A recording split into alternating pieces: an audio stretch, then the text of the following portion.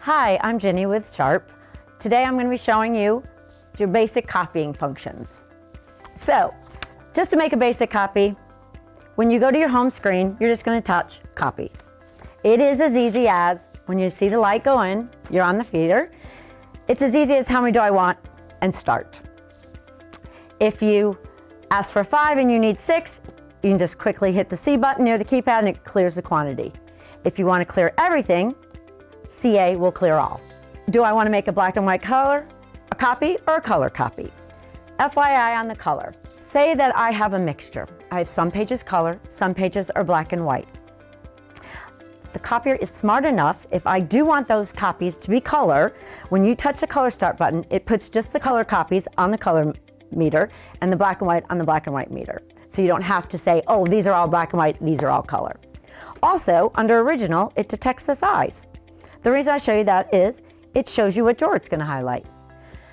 If I have an 11 by 17 in the feeder, it actually switches to that drawer, so it knows which drawer to choose. Right below that is your paper select. You can, if you don't want the drawer that's highlighted, you can touch another drawer. It also shows gasoline tanks of how much paper's in each drawer.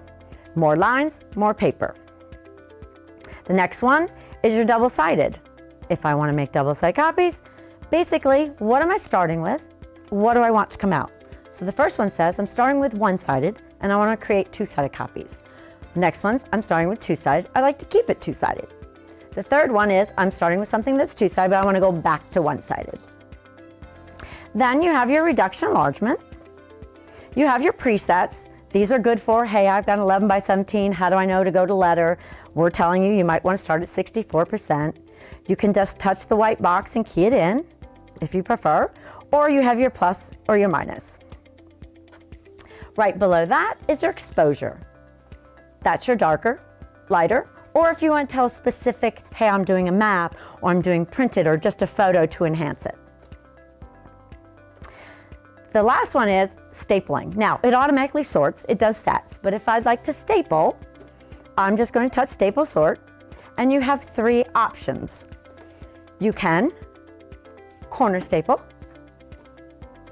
2-point staple, which is 50 pages, depending on your finisher. You have something called stapleless staple. Stapleless staple is kind of a new feature, and it's actually really a great feature that you almost have to see.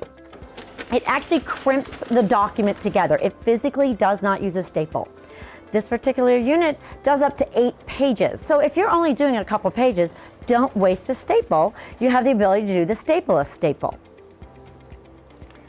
And it's great for maybe if you're going to be shredding later. You don't have to worry about a staple.